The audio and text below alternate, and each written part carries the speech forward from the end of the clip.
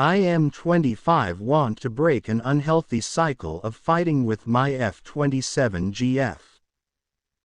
To start things off, I want to take accountability. I screamed, I got angry, I said hurtful things last night. I walked out of the house after screaming. I would rather sleep on the street and choose peace than allow you to escalate me to war. I also said, I bet when EXBF she had a narcissistic ex she escaped before me who she cheated on with a boy best friend. Mind you said all those nasty things you got of him on recording, that you instigated him like this until you got that reaction out of him so you could get on recording when he finally snaps. Because of you poking and provoking just like you're doing me right now. Now that the nasty shit is out of the way, here is the start of the story. I went out to work last night. I am a self-employed contractor, so my schedule is whenever I can land a client. Since I am still starting out, I went to work at 2:30 p.m. and was not home until 11. I told her to eat without me, because I realized the job was gonna take forever. I didn't know exactly how long, and I still underestimated the length of time. But nevertheless, outside of that brief explanation of, go on ahead and eat without me, I did not clarify how late I was going to be. When I came home she was asleep and I put some food in the oven, and when she heard me and began to wake, I came over to be loving and tell her how much I missed her and ask if she was hungry too. She acted normal for a bit but then started getting passive-aggressive and making grunts and groans as I was eating for the first time since 9 a.m. that morning after 10 hours of hard manual labor. Moving a 3-bedroom house into a storage unit. I was eating my first slice of pizza when she made an even louder groan. I finally lost my patience after trying to be sweet during that time and said, "What? Clearly you are being passive-aggressive. What is it that I did? Because clearly you are upset." She told me about how I didn't communicate well with her and that she was mad. She chose not to eat anyway because she was waiting on me, and by the time I got home it was too late for her to be eating. Anyway, I said, "It's okay baby, I made this pizza to share," and she said, "I don't even like that one." So I said, "Well, let me run and get you something else." And she circled back to how it was too late. I apologized and accepted accountability for my lack of communication with her on the time it was going to take, even though I did text her to eat without me, and she continued to be angry. I realized that empathy wasn't going to work, and that finding a solution also wasn't going to work. This is a habit of hers where even when I listen to the relationship advice of validate her feelings and take accountability for your faults, she still chooses to stay upset, and there is no way to rectify things. Eventually I roll over and give up because I realize the more I try to make her happy, the more I am starting to get angry, because it's clear there is no resolution, because she actively won't allow there to be one, and she goes back to the grunts and groans and mumbling shit under her breath for a good 30 to 45 minutes as I am actively biting my tongue to not get heated and just laying in the bed in silence. I am bipolar, and when I do snap I get loud, mean, and very much scorched earth. But I only ever reach that point when I feel backed into a corner like there's no way forward. She knows this. She continued to poke and prod until I did snap and get ugly. I still ended up coming home and apologizing after walking off and saying what I said about choosing peace over war, because she blew up my phone and tried to get me to come back. When I came back we were full on yelling at that point, but she was able to make it clear to me that it wasn't because I showed empathy and wanted to rectify things that she was angry, but because I got defensive with saying, "What?" first with her initial passive aggressiveness in the beginning, and that it doesn't matter if I apologize or try to rectify things because she's mad I didn't respond the right way at first. This zero-sum game mentality she has with me in every fight, where I do everything to actively listen, apologize, and follow up with resolution, makes me feel powerless, hopeless, and eventually makes me snap out of self-preservation. I need advice on how to break this unhealthy cycle, because we both love each other but we can seriously bring out the worst in each other sometimes. I love her very much. I regret the things I say and do every time I snap, but she knows how I am and still chooses every time to instigate me and make me mad on purpose just because she is. Dad showed favoritism toward me 33M versus my brother 32M as kids, still affects our relationships as adults. From a very young age, my dad invested more in me. He sent me one of the best high schools for my sport. I got a partial college scholarship, played 3 years pro, blew my knee to shit, took what I earned, had a more than decent start in life and transitioned into a PhD program. I'm in consulting now. My brother was exactly a year younger than me, and while we were in a good public school district, there was seemingly a $40,000 benefit to attending the high school I went to. Very unfair. He went through K-12 in public school. Was an incredibly gifted musician. He could not get the time of day from our dad. He's a music teacher, master teacher. My father initially wouldn't help him with college but offered half if he majored in something else. Whereas Dad paid for whatever my athletic scholarship didn't cover. I was not in a headcount sport, so the difference was quite a bit for me. Brother took out loans. Once I was in my freshman year of college and he told me that Dad said he wouldn't help him. I expressed my disapproval to my father. I sent him an email and wrote him letters expressing my disapproval of this, etc. Dad said he wasn't paying for a music degree. I asked Dad if he would pay if brother majored in something else. He said half.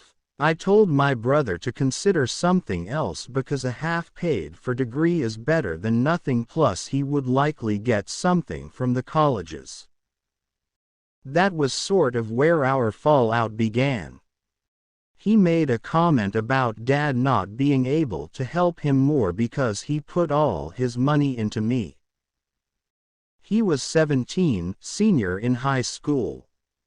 He ended up sticking to his guns with music and got the loans to cover the difference of his tuition.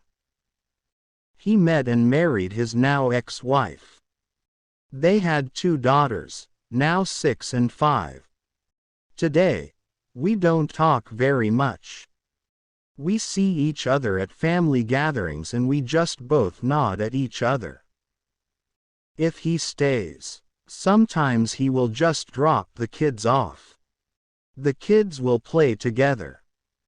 I see my nieces more on the weekends their mom has them versus when my brother has them on the weekends. My wife and I have 4 girls, 10, 7, 6 and 4. It's not every weekend, but we try to make sure that these cousins have a relationship.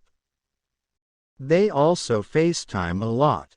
For if we're taking our girls to see a movie, we'll always extend the invite to whoever has my brother's daughters, be it him or his ex-wife. If they're with my brother, he'll usually just say, "Noted," not follow up or get someone else to bring them to me. When they were together, his wife always brought them.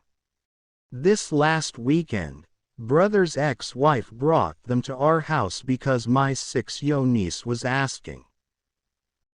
I said, we're home, we're here, sure you can bring them. She didn't clear it with him and he found out they were at my house. He texted me and said, are you and Ella, his ex-wife, best friends now or something? He went to bring something that the girls forgot to their mom's house, and when he saw they weren't there, that's how he found out. I don't want to be involved in that, obviously. I think their dad should know where they are, but these girls were just watching the original Incredibles and eating tacos. Nothing wild. Lol. I was a little confused as to why this was an issue now. He knows they come here sometimes and sometimes our kids go to their cousin's mom's house. He got very angry and told his daughters to get their stuff because they're leaving. We said goodbye to the girls and we'd see them later. Wife got angry at me that I let him leave, and to me it's just like, what would you have had me do? I can't tell the man he can't take his children wherever he bloody well wants to. She thinks I should invite him over for a beer or something, but these issues are deep. It's not going to be fixed over a beer and a laugh. He's unhappy and Dad is the reason for his unhappiness. Dad is dead. It's not like he can confront him. I called my mom to get her opinion on it, and as soon as I started to explain the issue, she immediately gets stressed and says, "Oh my sweet boys. God rest his soul, but I always told your father this would happen." Which is something she always says whenever the issue of the unfair treatment comes up. My brother is quite close to my mom, and understandably so. She went to bat for him a lot growing up and took my father on about this very issue often.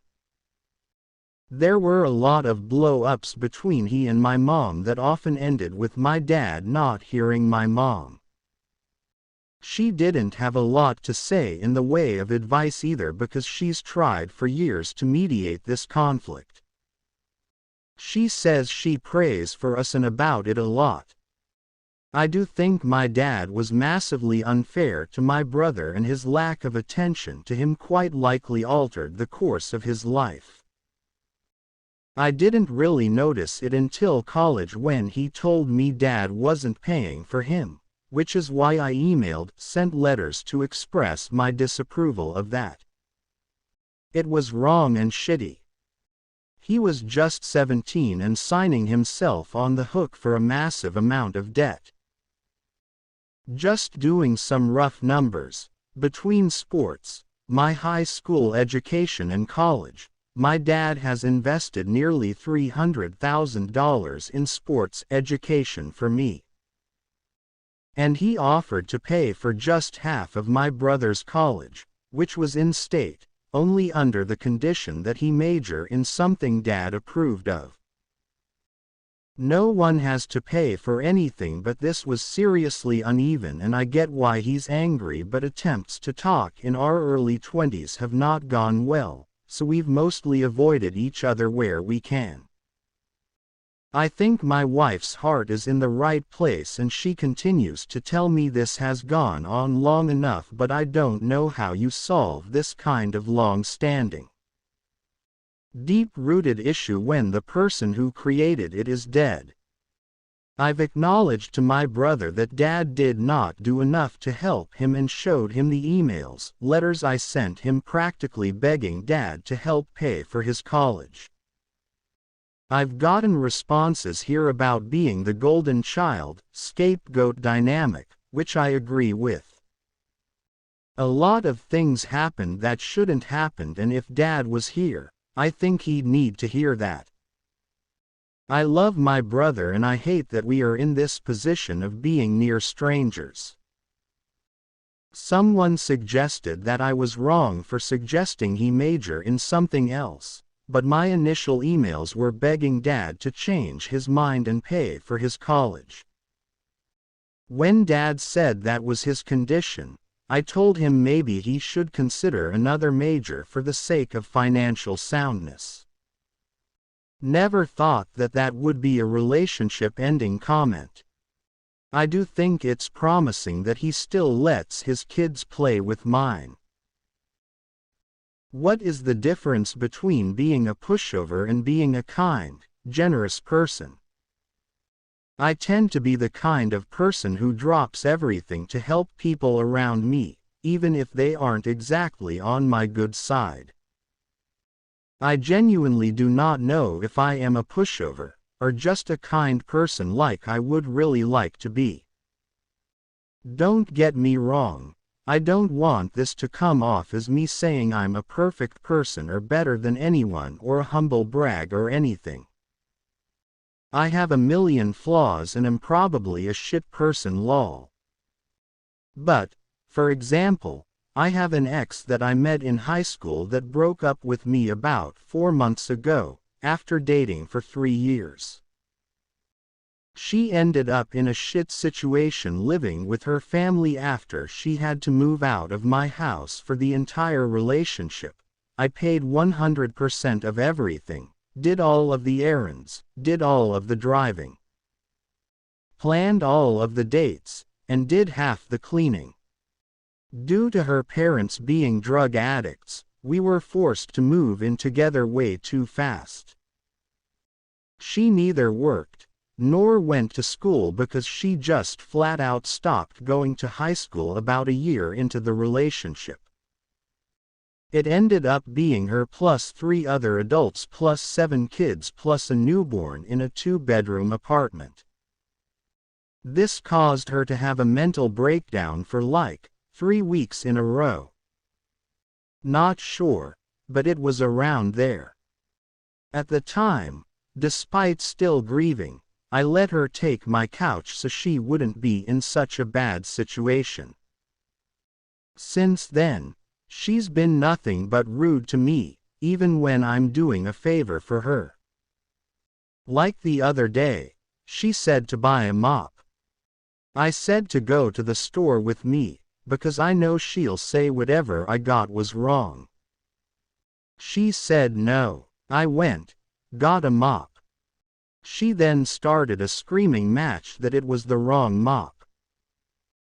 Despite that, I've still taken time off of work to drive her to and from doctor's appointments, bring her places she needs to go, loaned her money, helped her make a good resume which she still hasn't even bothered to use, and even though she's there 24/7 I still do half the cleaning.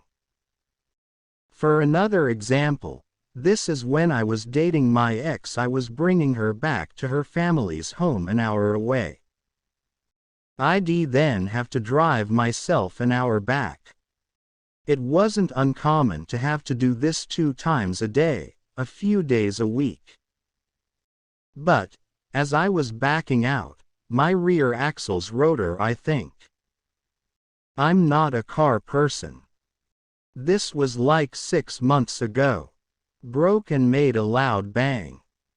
I made sure I hadn't backed into anyone, and I wasn't even close. A solid foot away, and an important note, I have a front and rear dash cam.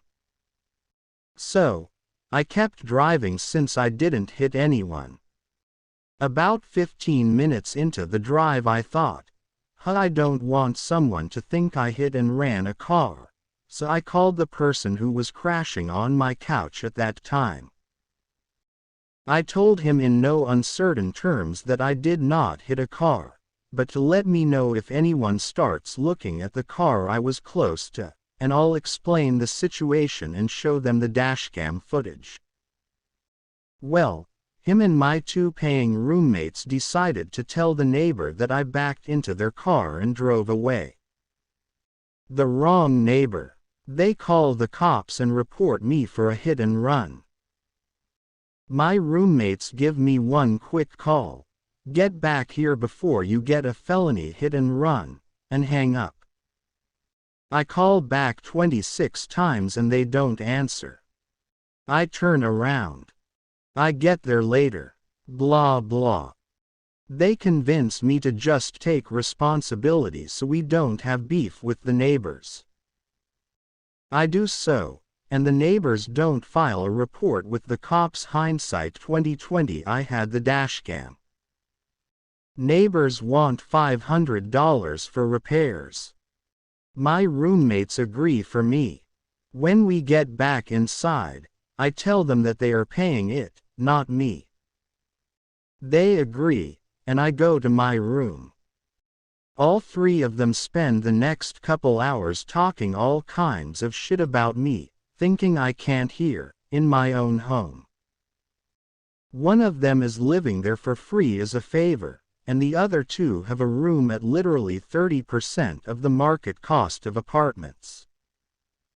I confront them about a week later, and get one apology from one of my roommates saying, "I'm sorry, I was just hoping you didn't hear, so I never apologized before you said anything."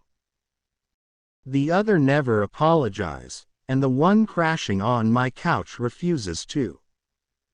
I kick him out. I was very upset by this for a very long time. That was always my biggest fear. What if my friends didn't like me and they are just lying and talking shit about me? But my at the time girlfriend, knowing how upset, hurt, and betrayed I feel, continues to be the best of friends with them, even to the point of not hanging out with me. Yet, despite all of that, I still have them weeks of extra time on bills. I still loaned them money. I still didn't make a penny of profit off of them. I was still always there to help them no matter what they needed. I have a few more stories, but these are the big ones. Am I just being a kind, forgiving, and generous person despite my flaws? Or am I being a total pushover? I have a medical condition that may not have an answer or a cure, but I cannot stop thinking about it. Couple years ago I found out that I have a rare form of male factor infertility. Specifically, my sperm have a high percentage of DNA fragmentation. Meaning that although my body can make sperm, either my body isn't replicating my genetic code during meiosis properly, or when it does completely meiosis the cells are being damaged somehow. Either way, in the odds that my wife and I could possibly conceive naturally are vanishingly small. Then, even in the case that natural conception happens, the odds that the baby would be carried to term, let alone healthy, are even lower because a zygote can only do so much self-repi with a damaged sperm cell. I've always wanted to be a father, so needless to say, when this diagnosis came, I fell into despair. Possibly the deepest despair I had ever felt. Eventually, my wife and I conceived via IVF using donor sperm. I am honestly over the moon excited to have our first child. But the IVF process is difficult and costly. So, my mind frequently returns to, if only I could give our kid a little brother or sister naturally. With IVF we might have to wait years before a second transfer, and even then IVF does guarantee a baby. But if we could conceive naturally, there's no constraints about finances for affording the shots, or checking uterine lining, or hormone levels. The soonest we could have a second baby is as soon as she begins to ovulate again and when sex is comfortable for her again. But natural isn't an option. Because of me.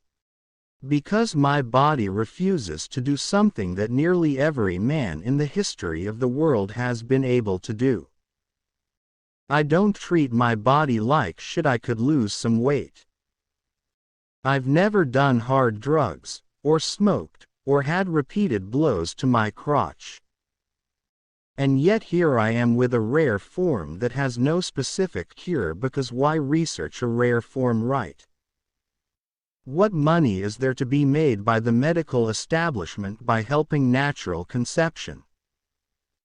And any research is open-ended on the efficacy of how to address it. Take some antioxidants and see how that goes. It could make things worse though. I feel my wife's baby, and I don't care that I didn't help put that baby there other than working overtime for years. I just wish that she didn't have to go through the shots, and would never have to go through them again. I wish we could be surprised by our next kid,